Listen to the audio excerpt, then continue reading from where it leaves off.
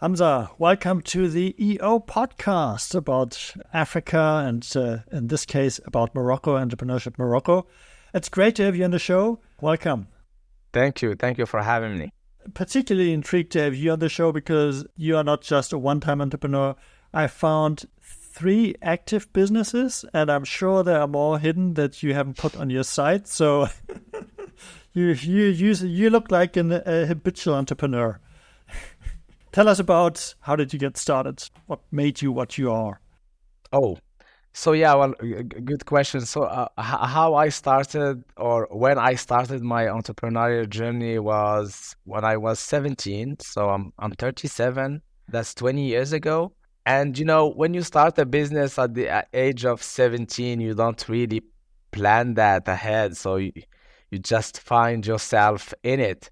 And that's what really happens. So I just started my company, before even knowing what an entrepreneur means. I mean, back then, when you hear the word entrepreneur, it's someone who works in the construction business, and we say he's an entrepreneur. And now it's more of a hype word, After the startup scene, now it's more entrepreneurship and stuff. Suddenly, everybody's an entrepreneur. Well, exactly. And aren't we? We are indeed all entrepreneurs in a way, still. So for my case, when I started again 20 years ago, I did start in the hosting business. Mm. And that was something I knew something about. I knew the technicality of a hosting business.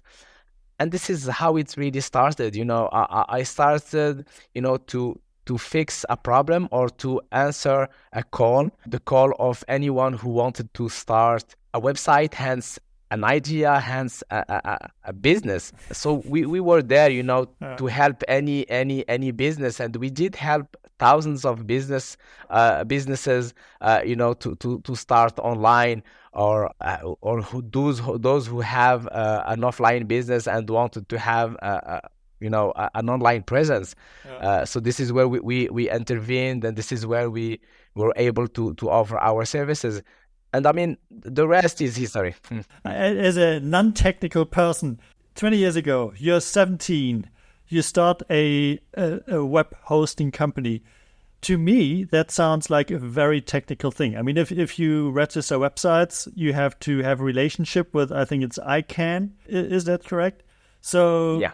I mean, I don't know how you did this. Me, at the age of 17, I definitely was barely able to, well, I don't want to give an example, but definitely not to communicate with ICANN to get access to web services.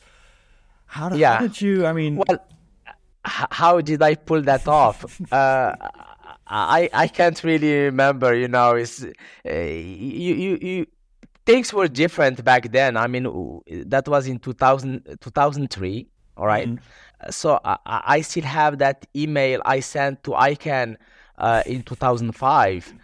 Inquiring about being an ICANN accredited registrar, and they did give us a list of all the requirements and I was like, that's not gonna happen. I mean, I can't do that. That's a lot. And years after that, exactly 6 years later, we were able to contact ICANN again and get that ICANN accreditation. So I mean, any task can be overcome. You just need to be equipped to do so. So how I started the business in 17, it means that I had a technical background. When I talk about technical, I was 14, 14, 13, 14. This is when I started, going online. I wanted to know more about how internet works, how any website work. I was interested in hacking servers. I knew how to hack servers at some point, and that's how it really started, and that's what gave me really the technical background. I knew how to hack a server. I knew how to build a server, and that's the essence of of hosting business. You know how a domain name works. You know, you need to know how a server works, how a database server work, how a web server work, mail server work. So I knew how to do that. And you know, the entrepreneurship or any business, it's more about the core of the business, what you guys do, what you guys offer as a service or as a product. And I mean, the rest is just how you sell that business. I mean, when I think about, you know, any business would need marketing, any business would need an IT department, any business would need a legal department. So you do that, and you just add those bricks, and there you go. You are in business. You are an entrepreneur. So hacking servers sounds like something illegal. I read somewhere that you were called a criminal in school.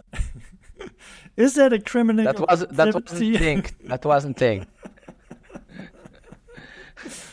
There was no direction, no connection between the two things. You know, being an IT criminal and a hacker. Well, actually, that's my shirt right away. It's a hacker. So it's still who I am. You know, being a hacker. What a hacker means is how you can work your way through. That's the spirit of hacking. Exactly. I mean, even I don't do I don't do hack servers nowadays, but that's how my mind still works. Let's jump fast forward. So that was your first company, Genius, I think you call it. Is it pronounced correctly? Yeah, Genius. And then I found a couple of others. One is a restaurant. I'm not sure how to pronounce that. FOD or food? Yeah, it's FOD, which refers to food on demand. It's like VOD. And okay, now that's food on demand. Yeah. Yeah. So we have the food one. We have the anonymous VPN services, and we have the ranch. Is that the one? Yes, ranch? The ranch is the latest venture. We started as a personal farm, and you know, that evolved on something bigger, nicer, and this is where, you know, all my energy goes to lately. Yeah. Tell us about one thing that every business has in common is you have to do it with people, otherwise it's not a business, or it's not a team effort. You're a solopreneur. Yeah. So looks like you have a knack of managing people or bringing people together, motivating people. Let's talk about the challenges working with people. What do you see? What have you learned starting your first company at the age of 17? I think there might be a couple of things that you picked up along the way. Well, as you said, there is the solo entrepreneur, and the entrepreneur as the one who, you know, manage all the people's aspects, you know. And for me, it's all about the people, you know. It's not just words, but that's definitely it. I mean, I can't do everything by myself, so I do need people around me, people I trust to do the daily jobs that needs to be done. I can have 2 emergencies at 2 different places that require my presence at the both places. Well, this is something that you can't do. You know, you can't just have your mind, you know, not just physically. I mean, when you have your mind on something, you need to focus on this thing, and you need people, you know, to do the job, you know, to move forward. And the ranch is that perfect example. When you look at, you know, how it started, you know, I often take drone pictures of the ranch, and you can see the evolution on how that thing is being built. That's big, and you need to work on all that all that space. You can't do that by yourself. So my job is to tell people what to do, what is the objective, how to break down all these steps and all these things that needs to be done. in order to achieve what I have in mind. So this is what we will accomplish. But people do have a hard time, figuring that out. But when you work and you put some effort on something, and people would see the result, and they would be like amazed how things worked out. That's what will give them more motivation. That's what will give them more confidence on themselves, and also they would just trust you even more. So next time you tell them something, they know that you are not just crazy. They know that you will take them to places they have really never think of getting to, and the ranch was the perfect example. I mean, we did start everything like 2 years ago, but to open it to the public and to do all that work, we started like a year ago. And in 1 year we did some amazing things, and we had a great result. Even myself, I mean, how can we do that in just 1 year?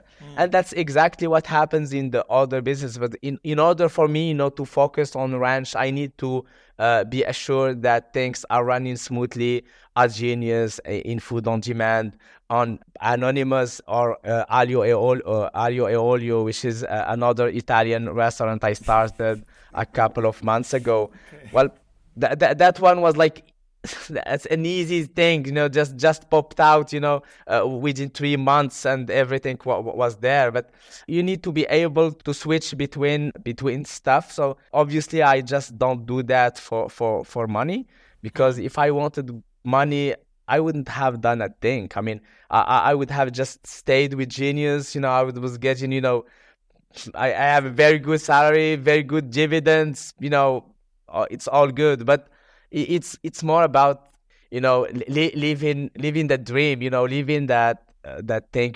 Accomplishing things, and it's more for me as well.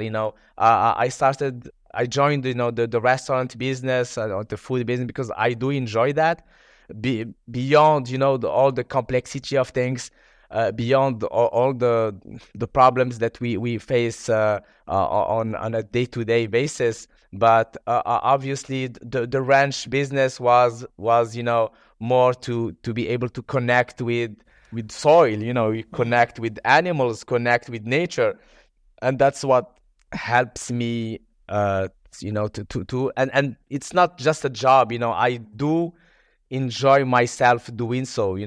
It's I do spend a lot of money. I know that money will I know that if I want to sell that business right now, I could just ask for twice what I've invested so far, or 3 times what I've invested so far, easily, and I could easily find a buyer. But why would I even do that? I did get an email just last week for someone who was interested in buying the place.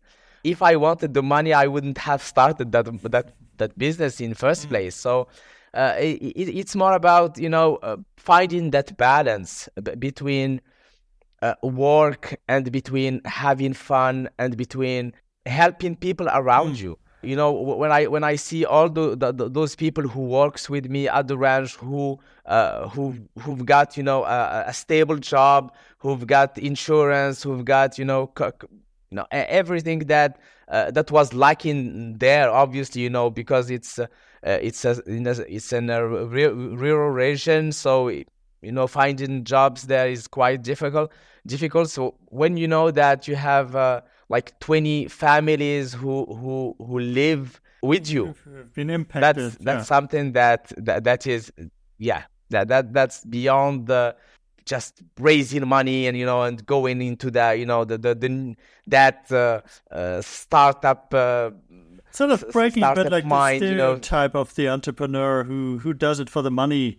And exactly. I think that the real entrepreneurs are more like you, motivated by a vision and by the impact they can have on other people's lives. And I think that is what makes you really successful. But, yeah. So nowadays, I definitely don't need to raise any money. I don't want any, because extra money, especially from investors, would mean extra stress and extra things that you need to. I don't have that stress. I mean, I do things my way. I don't need more than what I have right now. So why bother? So that's very important, because when I see people right now, try to, I mean, it's different. Everyone would, and I do respect what they are aiming for. Everyone has his own definition of, let's not call that success, but that's not it. But the definition of, doing that entrepreneur hat, at some point you need to say stop. At some point you need to say enough. I've lost a friend like 10 days ago, a good friend, which is my provider in Canada. The first server I've bought was from him when I was 14. He was 16 back then. So we are just 2 years apart. And he managed to build a data center in Canada, with $200 million investment. He managed to build a big mining firm, which was evaluated at millions of dollars. He just died suddenly. He was in that hype, not really into raising money and stuff, but working. But at some point, you pay with your life. You pay with your health. So what has that taught you, or what have you taken away from his death?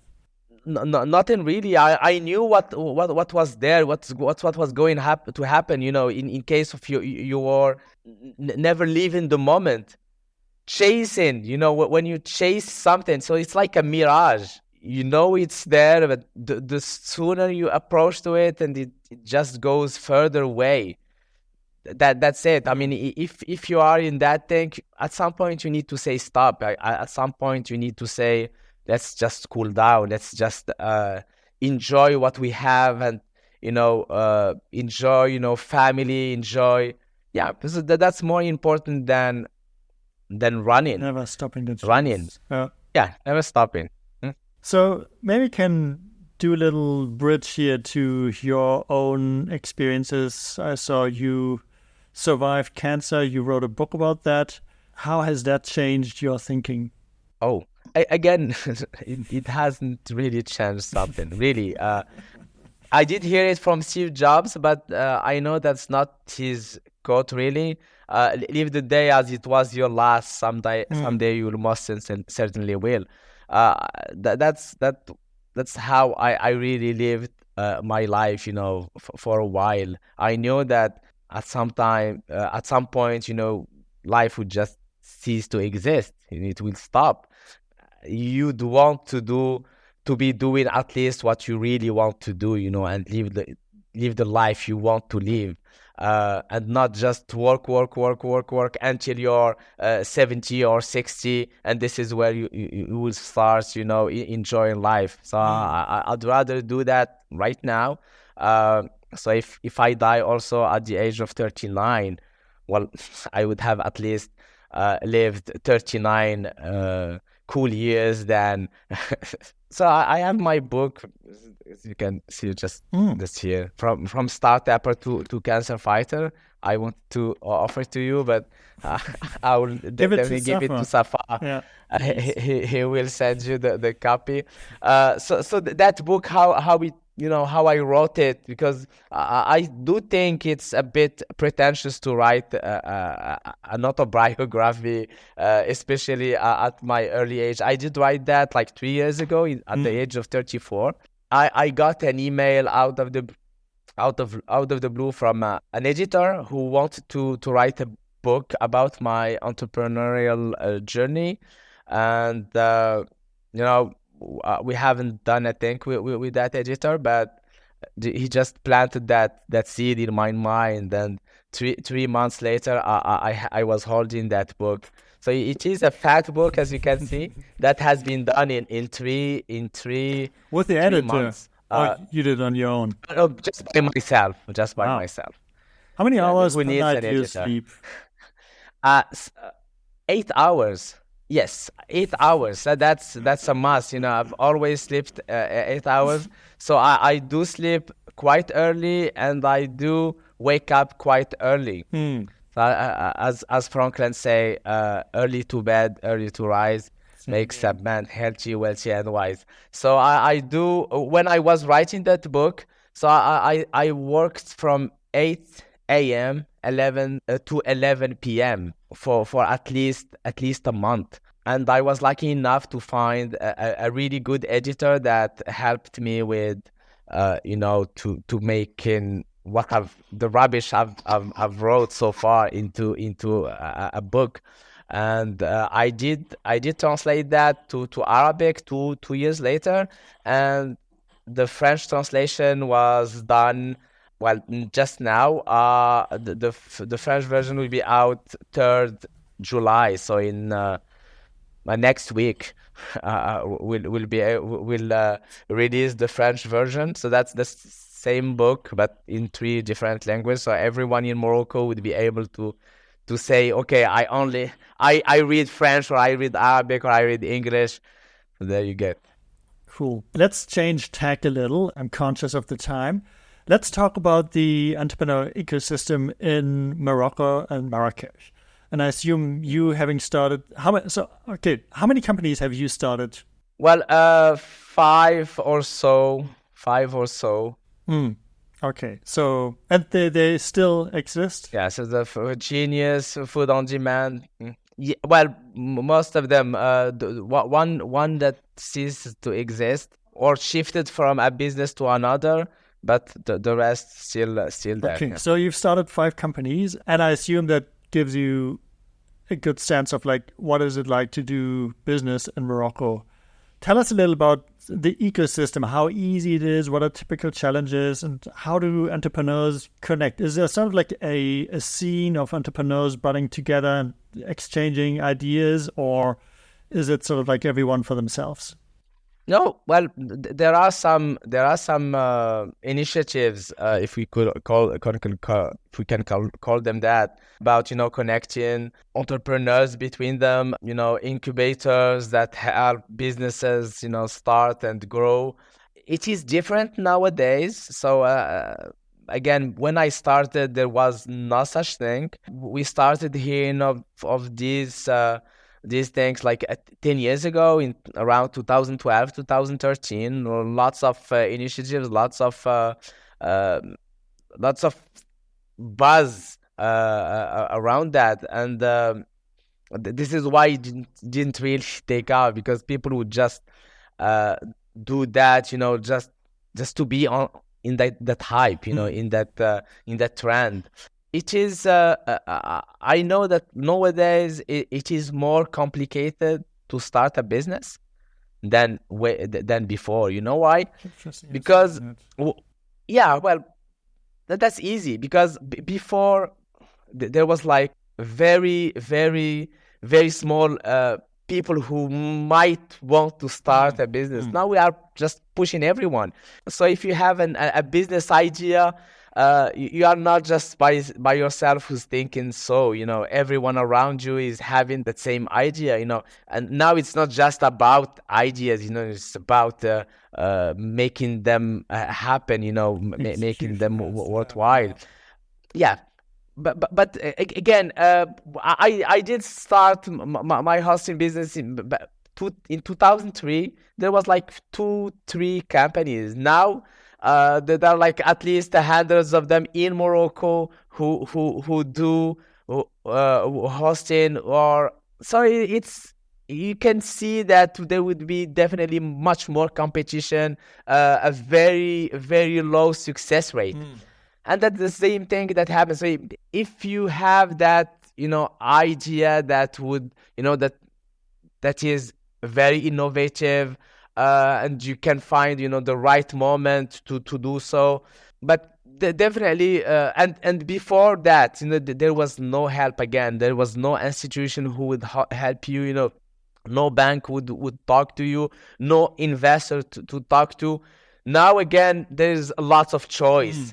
And when there is a lot of choice, well, you kind of disappear in the crowd, and you need to stand out. And to be able to stand out, between 10, it's not like being able to stand out, around a million or a thousand, 100,000 people. So that's exactly it. So all these efforts that are being done worldwide, not just in Morocco. Everyone wants to be an entrepreneur. Everyone is pushing people, to be an entrepreneur. It's not that easy at all. It's not just by choice. I mean, being an entrepreneur is, you don't need to make things easier for them to succeed. It's the exact opposite.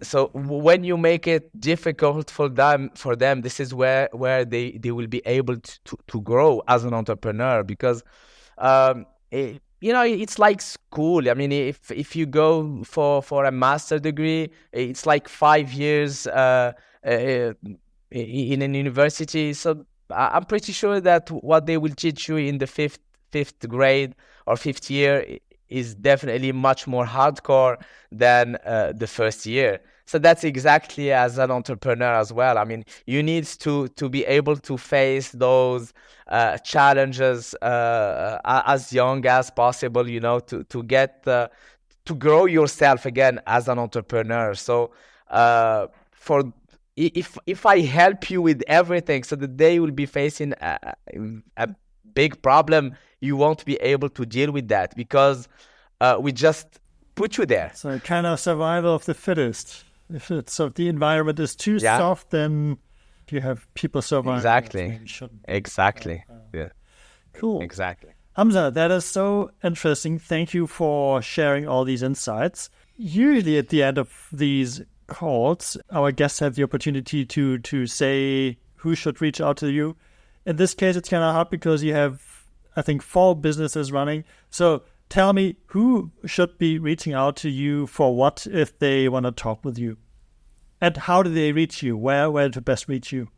I think LinkedIn or Instagram would be the best solution, but LinkedIn is much easier. So for still, we are in 2023. There are still new hosting companies that do emerge.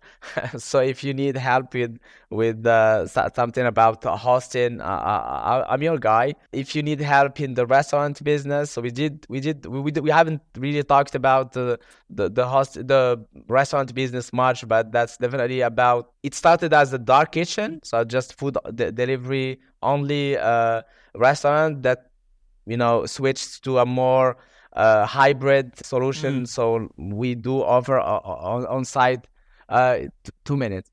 We'll be able to serve food, in the restaurant, and as well as the food delivery. And with that, we did build a solution that allow people, to start their own online or food delivery business. So yeah, from it's called On Demand. That's another embedded venture that exists, and we did deploy that solution to many restaurants today.